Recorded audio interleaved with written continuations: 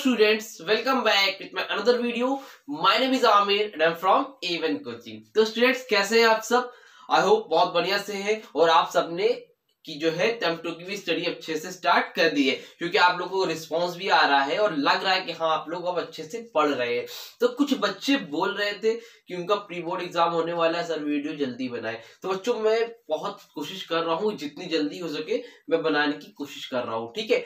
तो pre board Feb में हो रहा है, बट टेंशन मत लो, आपको जो पेपर होगा फाइनल का वो अप्रैल में होगा। बट मैं कोशिश करूंगा कि जितनी ज्यादा हो सके और पूरा सिलेबस हो सके तो मैं आपका इसी फेब के मंथ में कंप्लीट करवा दूंगा। ऑलरेडी मैंने कॉमर्शियल स्टडीज के 4 चैप्टर कंप्लीट करवा दिए और 1 से 2 वीडियो में हमारा ये चैप्टर भी सेंट्रल बैंक भी कंप्लीट हो जाएगा, ठीक है। तो टेंशन मत लें, सब हो जाएगा, बस फोकस करते रहे अपनी स्टडी पे अच्छे से। ओके बच्चों, और मैं बोलना चाहूंगा जो लोग चैनल में पहली बार आए हो उनको मैं बताना चाहूंगा कॉमर्शियल स्टडीज और इकोनॉमिक्स क्लास में आईसीएसई का पूरा सिलेबस आपको इस चैनल पे पढ़ाया जा रहा है।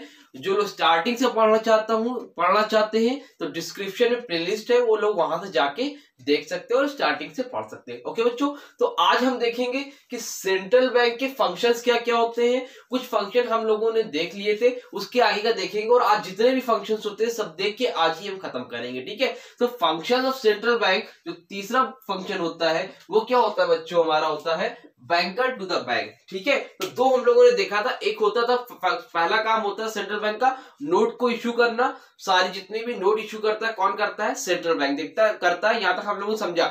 दूसरा देखा जो है गवर्नमेंट का बैंक होता है। सेंट्रल बैंक किसका बैंक होता है, गवर्नमेंट का बैंक होता है।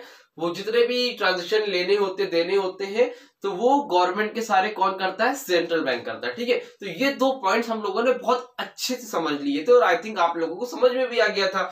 बट अब आज हम देखेंगे कि थर्ड इसका पॉइंट क्या है। तो थर्ड पॉइंट बोल रहा है बैंकर टू द बैंक। तो जो सेंट्रल बैंक होता है ये कह रहा है कि बैंकों का बैंक होता है, मतलब जितने भी कमर्शियल बैंक होते हैं ना, आईसीआई बैंक, एसबीआई बैंक, तो उनका बैंक कौन होता है, उनका बैंक कौन होता है, सेंट्रल बैंक होता है। तो जितने भी सारे कमर्शियल बैंक है उन सारे बैंकों का बैंक होता है कौन, सेंट्रल बैंक, ठीक है। तो बैंकर्स टू द बैंक। तो अब किस तरह से होता है उसमें कुछ पॉइंट्स है, 4 पॉइंट्स है, इसमें 2 है, पहले 2 समझाता हूं फिर 2 आगे समझाऊंगा, ठीक है। तो पहला बोल रहा है custodian of the cash reserve. अब कस्टोडियन का मतलब क्या होता है, कस्टोडियन का मतलब होता है रखना। क्या करता है, कैश रिजर्व रखता है। कौन, सेंट्रल बैंक कैश रिजर्व रखता है, कुछ पैसे अपने पास रिजर्व रखता है। किससे लेकर, कॉमर्शियल बैंक से। किससे लेकर, कॉमर्शियल बैंक से कुछ पैसे अपने पास रिजर्व रखता है सेंट्रल बैंक। कैसे रखता है, अब देखो मैंने बताया था कि कोई पर्सन है, कोई पर्सन ए है, या आमिर ही लिख लो आप लोग, मेरा नाम है। तो कोई पर्सन आमिर है, वो क्या करता है 1000 रुपीज बैंक में जाके डिपॉजिट करता है, ठीक है। अब जब डिपॉजिट करता है तो बैंक क्या करता था भाई, बैंक इसके कुछ हिस्सों को क्या करता है, लोन चढ़ा देता है। 800 रुपए लोन पे दे देता है, बाकी के बचे हुए 200 रुपए क्या करता है, रिजर्व रखता है। अब ये पैसे तो बैंक ने क्या कर दिए, लोन पे दे दिए।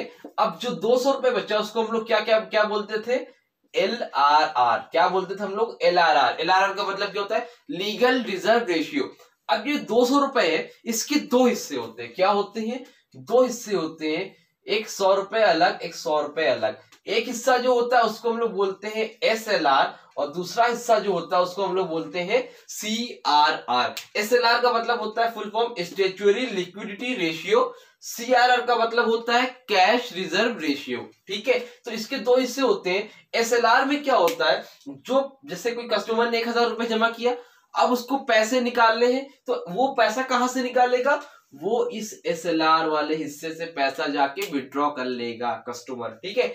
बट CRR में क्या होता है, अब जो ये पैसा अलग से रखा गया 100 रुपए, ये पैसा कमर्शियल बैंक सेंट्रल बैंक के पास रिजर्व रखता है, सेंट्रल बैंक के पास रिजर्व रखता है। इस तरह से लाखों कस्टमर होंगे और जितने भी CRR के पैसे होंगे वो किसके पास होते हैं, किसके पास रिजर्व होते हैं, सेंट्रल बैंक के पास होते हैं। क्यों होते हैं रिजर्व, समझो।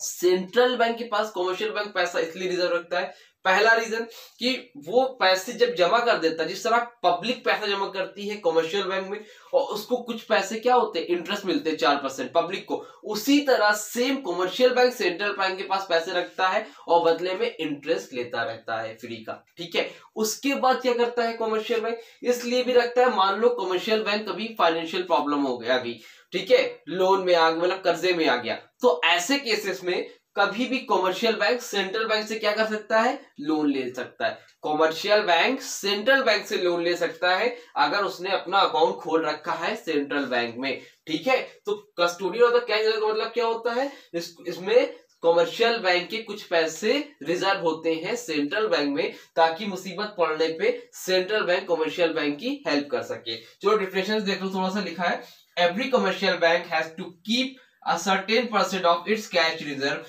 with the central bank by law। तो सेंट्रल बैंक ऐसा लॉ बनाता है जिसमें कुछ पैसे कैश जो है रिजर्व रखने पड़ते हैं कमर्शियल बैंक को, किसके पास, सेंट्रल बैंक के पास। ठीक है, तो पहला फंक्शन ये हो गया कि कमर्शियल बैंक के कुछ पैसे को रिजर्व रखता है सेंट्रल बैंक। ठीक, सेकेंड क्या है, as lender of the last resort. Lender of the last resort मतलब आखिरी उम्मीद। ठीक है, lender of the last resort मतलब आखिरी उम्मीद। तो इसमें क्या होता है, जब कभी कभी मान लो कोई कमर्शियल बैंक है, एसबीआई ले लो, पीएनबी ले लो, कोई भी बैंक है, अगर मान लो फाइनेंशियली उसकी मतलब सारी उम्मीद खत्म हो चुकी है, फाइनेंशियली वो बहुत लॉस में चल रहा है, किसमें चल रहा है, लॉस में चल रहा है, और उसने हर तरफ से ट्राई कर लिया है कि भाई कोई मेरी हेल्प कर दे, बट कोई नहीं कर रहा है। तो ऐसे केस में उसकी हेल्प कौन करेगा, ऐसे केस में कमर्शियल बैंक की हेल्प कौन करेगा, हमारा सेंट्रल बैंक। सेंट्रल बैंक कौन, आरबीआई। तो ऐसे केस में हमारी हेल्प कौन करेगा, सेंट्रल बैंक हेल्प करेगा कमर्शियल बैंक की, अगर वो फाइनेंशियल जो रिक्वायरमेंट है पूरी नहीं कर पा रहा है तो। और कैसे करेगा ये भी समझ लो, यहाँ पे कुछ पैसे सीआरआर वाले रिजर्व कराए थे ना, उसी पैसे की वजह से यहाँ पर जो है सेंट्रल बैंक क्या कर रहा है, हेल्प कर रहा है। किसकी कर रहा है, कमर्शियल बैंक की। ठीक है, तो देखो, in case the commercial bank fail to meet their financial requirement, अगर कभी ऐसा होता है कि कमर्शियल बैंक जो फाइनेंशियल रिक्वायरमेंट है उसको पूरी करने में फेल हो जाता है, ठीक है, पूरी नहीं कर पाता है, तो फ्रॉम अदर सोर्सेस, सारे सोर्सेस खत्म हो गए, सारे सोर्सेस से ट्राई कर लिया और फाइनेंशियल रिक्वायरमेंट नहीं पूरी कर पा रहा है, तो ऐसे केस में they can as a last resort approach the central bank for loans and advances. तो ऐसे केसेस में जो कमर्शियल बैंक है सेंट्रल बैंक से क्या कर सकता है, हेल्प मांग सकता है, मदद मांग सकता है, लोन के रूप में, एडवांसेस के रूप में क्या कर सकता है, उससे हेल्प ले सकता है। और अगर ये पैसा रिजर्व नहीं कराया होता सीआरआर वाला तो नहीं करा पाता। तो दोनों पॉइंट एक दूसरे से मैच करते हैं। ठीक है, तो बैंकर्स ऑफ द बैंक में हमने पहला पॉइंट देख लिया custodian of the cash reserve, और दूसरा पॉइंट देख लिया as lender of the last reserve. ठीक है, जल्दी से इसका स्क्रीनशॉट लो, आगे दो और पॉइंट्स है जिसको मैं अभी फॉरन समझा देता हूं। ठीक है, जल्दी से लो, जल्दी से 2 मिनट में। तो बच्चों अब कुछ और फंक्शंस बचे रह गए सेंट्रल बैंक के, उनको भी जल्दी से देख लेते हैं, और ये टॉपिक हमारा जो है फंक्शन ऑफ सेंट्रल बैंक आज ही कंप्लीट हो जाएगा। ठीक है, तो क्लियरिंग हाउस नेक्स्ट फंक्शन है, जिसमें क्लियरिंग हाउस का मतलब क्या होता है, क्लियरिंग हाउस का मतलब होता है घर को साफ करना। ठीक है, जिसमें हम सब लोग मिलकर घर साफ करते हैं, नहीं ऐसा नहीं है, मजाक कर रहा हूं। क्लियरिंग हाउस का मतलब होता है बच्चों कि जो मान लो कोई भी बैंक है, ठीक है, उसमें मान लो नया बैंक खुला है या पुराना ही है, तो वहां पे पब्लिक पैसा जमा करती है, किसी ने एफडी करा रखा है, किसी ने आरडी करा रखा है, किसी के पास सेविंग अकाउंट है, ठीक है, किसी का करंट अकाउंट है, तो सबके पैसे उसमें क्या है, जमा है। बट मान लो कभी ऐसा हो जाए कि वो बैंक दिवालिया घोषित हो जाए, दिवालिया मतलब लॉस में चला जाए, बंद हो जाए, बर्बाद हो जाए, खत्म हो जाए, वो बैंक क्या हो गया, बंद हो गया। अब ऐसे केसेस में क्या होगा, जो हम पब्लिक का पैसा वापस मिलेगा कि नहीं मिलेगा, मिलेगा कि नहीं मिलेगा, मिलेगा। कैसे मिलेगा सर, देखो कैसे मिलेगा, उस पैसे को, पब्लिक के पैसे को जो हमारा सेंट्रल बैंक यानी कि आरबीआई होता है वो क्लियर करता है। अगर कोई भी बैंक दिवालिया घोषित हो जाता है, ठीक है, तो ऐसे केसेस में सेंट्रल बैंक उनके जो पेमेंट पेंडिंग रहते हैं उनको पूरा करता है। कैसे करता है, देखो मैंने बताया था ना, एक होता है हिस्सा सीआरआर जो सेंट्रल बैंक के पास रिजर्व रहता है कमर्शियल बैंक का, तो उन पैसों से, पब्लिक के पैसों को वो क्या करता है, देता है। कौन? Central bank. तो central bank as a clearing house भी काम करता है, ठीक है। तो ये एक फंक्शन होता है सेंट्रल बैंक का, क्लियरिंग हाउस, जिसमें बच्चे कुछ जो पेंडिंग पैसे रहते हैं, अगर बैंक जो है दिवालिया हो जाता है, बैंक बर्बाद हो जाता है, तो अपने तरफ से उन चीजों को कौन करता है? क्लियर सेंट्रल बैंक करता है, ठीक। नेक्स्ट है एज सुपरवाइजर। सुपरवाइजर यानी कि मतलब जो सुपर से भी ऊपर होता है, ठीक है। तो मतलब जो सेंट्रल बैंक होता है वो कमर्शियल बैंक को रेगुलेट करने का काम करता है, उनको सुपरवाइज करता है कि कैसे काम करना है और कैसे नहीं करना है। बस इतना ही होता है, ठीक है, और ज्यादा कुछ नहीं है। दो लाइन लिखना रहेगा, लिख दीजिएगा, नोट्स में आपको प्रोवाइड कर दूंगा, कोई डाउट होगा तो पूछ लीजिएगा, ठीक है। सुपरवाइजर मतलब क्या होता है? जितने भी कमर्शियल बैंक है उनको चलाने का काम करता है कौन? सेंट्रल बैंक, ठीक है, उनको रेगुलेट करता है। नेक्स्ट पॉइंट है बच्चों custodian of foreign exchange reserve. Custodian का मतलब बताया था ना मैंने, रखना। अब क्या रखता है? सॉरी, कस्टोडियन क्या रखता है? फॉरेन एक्सचेंज रिजर्व रखता है। क्या रखता है?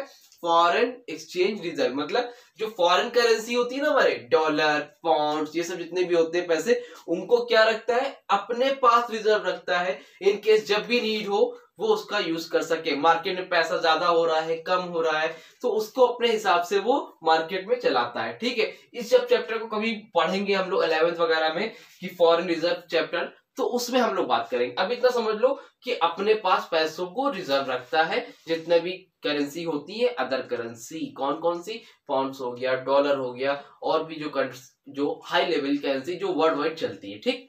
तो नेक्स्ट फंक्शन हो गया। लास्ट फंक्शन है बच्चों हमारा controller of the credit. Controller of the credit, credit का मतलब जानते ही हो क्या होता है? उधार, लोन लेना। तो सेंट्रल बैंक का अगला काम होता है कि मार्केट में जो पैसे जा रहे हैं, ठीक है, मार्केट में जो पैसे जा रहे हैं, मतलब कमर्शियल बैंक जो पब्लिक को लोन दे रहा है, जो कमर्शियल बैंक है, ठीक है, किसको लोन देता है? पब्लिक को लोन दे रहा है, ठीक है। तो पब्लिक को जो लोन दे रहा है, अगर बहुत ज्यादा दे रहा है तो मार्केट में पैसा क्या हो जाएगा? बहुत ज्यादा हो जाएगा, ठीक है। कम हो दे रहा है तो बहुत कम हो जाएगा। तो सेंट्रल बैंक उसको कंट्रोल करता है कि अगर बहुत कम है तो उसको ज्यादा कर दे, और ज्यादा है तो कम कर दे। मतलब मार्केट में पैसा बहुत ज्यादा फैलना नहीं चाहिए, इससे महंगाई क्या होगी? फैल जाएगी, महंगाई बढ़ जाएगी। तो इन सारी चीजों को देखने का काम भी कौन करता है? सेंट्रल बैंक करता है। तो लोन कितना देना है, कितना नहीं देना है, ये सब कौन डिसाइड करता है? हमारा सेंट्रल बैंक करता है। अच्छा, उसके दो मेथड होते हैं क्रेडिट को कंट्रोल करने के। एक होता है क्वालिटेटिव मेथड, एक होता है क्वालिटेटिव मेथड, और दूसरा होता है क्वांटिटेटिव मेथड, ठीक है। दूसरा होता है क्वांटिटेटिव मेथड, ठीक।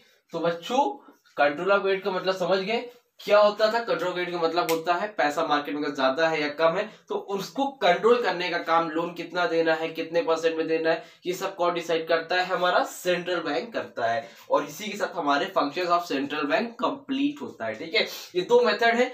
जिन लोगों का इकोनॉमिक्स एप्लीकेशन है उनके में ये टॉपिक आ रहा है, जिनका सिर्फ इकोनॉमिक्स है उनके में ये टॉपिक नहीं आ रहा है, ठीक है।